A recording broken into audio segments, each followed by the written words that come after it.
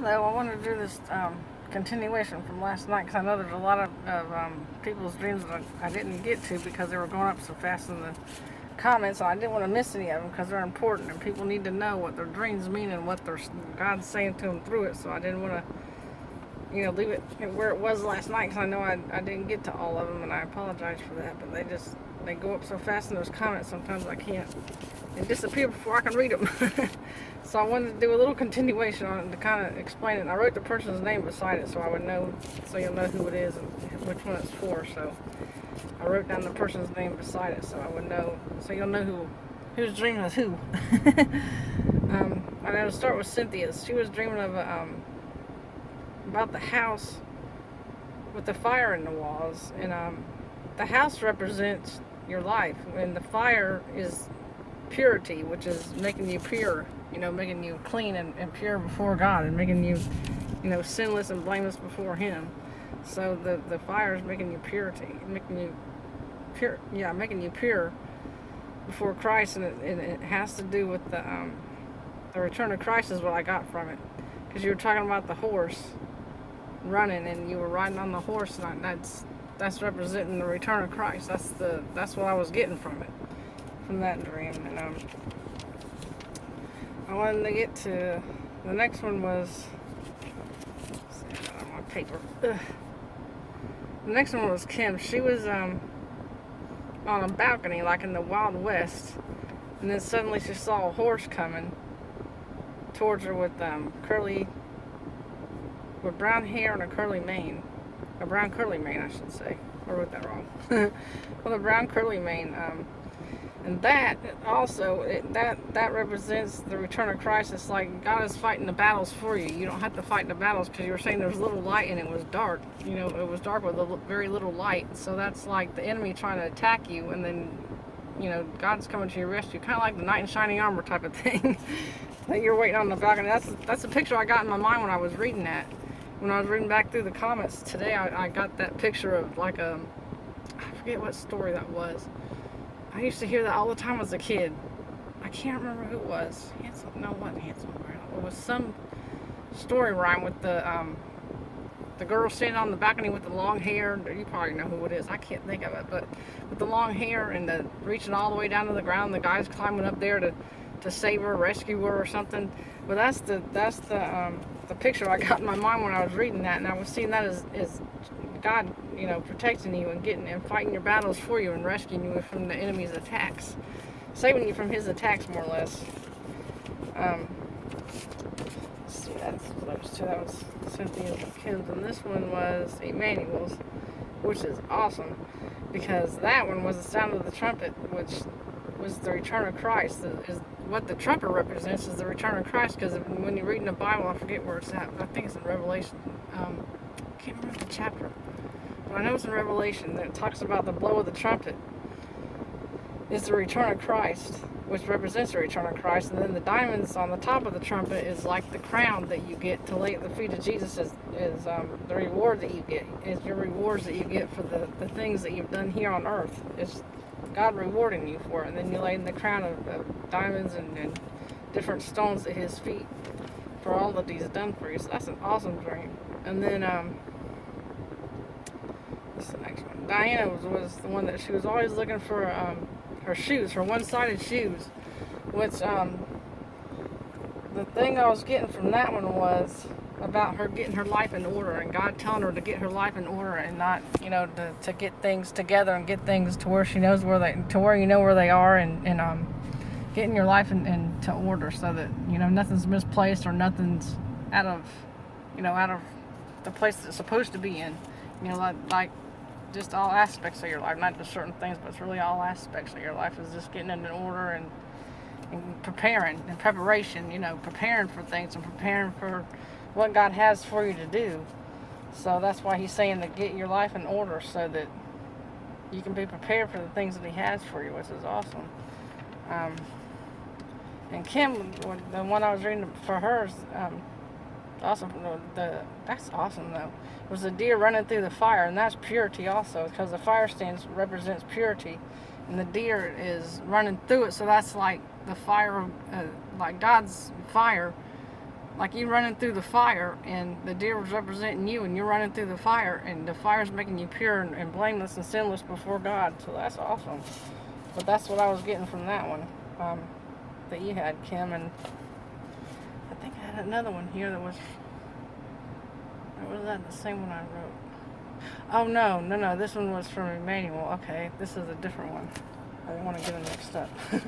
This one was from Emanuel, was the let me see. Oh yeah, with the veil. Yeah, I was telling you what that one meant last night, which was the veil between heaven and earth being torn, which is like it reminds me of when Jesus died on the cross. I wanted to get more into that, but I didn't have the time to doing that last night. But I wanted to go more in depth with that one, because that's an awesome dream, and I wanted to kind of explain it a little better than what I did last night. But the veil is like when Jesus died on the cross and the veil was torn and there was no separation between us and Jesus. The separation was removed, because when he tore that veil from bottom to top, it removed that separation. You know, we're no longer separated from him, but we're united with him because of what he did for us on the cross. And that's what that dream is. That's God removing the veil, showing you that he removed the veil and that you're sinless and blameless before him, that there's no separation, that nothing can separate you from him, that the separation has been removed.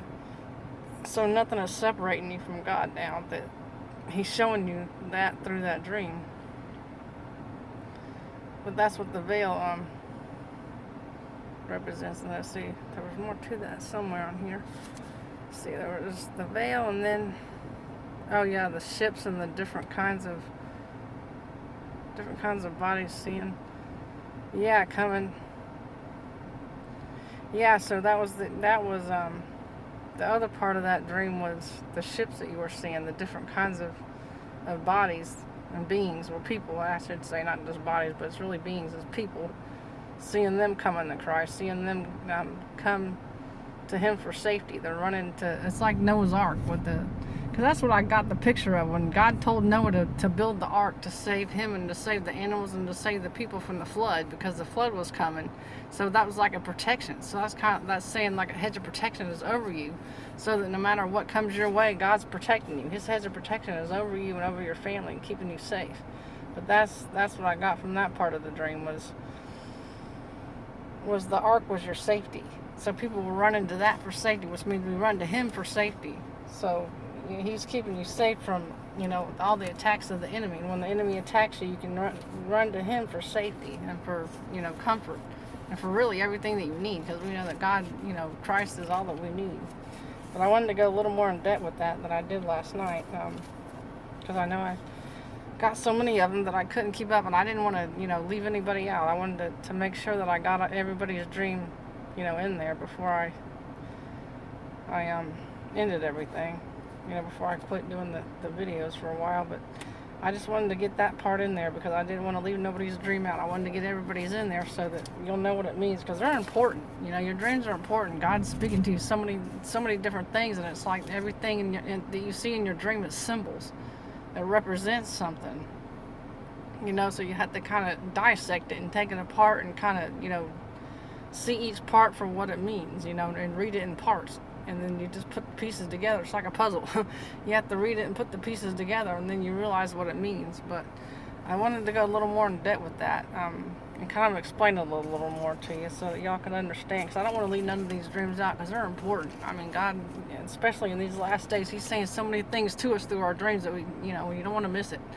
But if you have any other ones that you want me to help you out with, please feel free to email me. I'll put my email in the description box of this video, like I do with my other ones, so that you can email them to me. But feel free to anytime. I mean, I will answer them, and I will give you the interpretations to them, because they're important. You have to write them down and document them. Don't just brush them off and act like they're nothing, because dreams are important. Because God's, in these days, he's speaking so many things to us through our dreams, and if we don't grab a hold of it, then we'll miss it. But like I was mentioning also last night, I wanted to end with this, is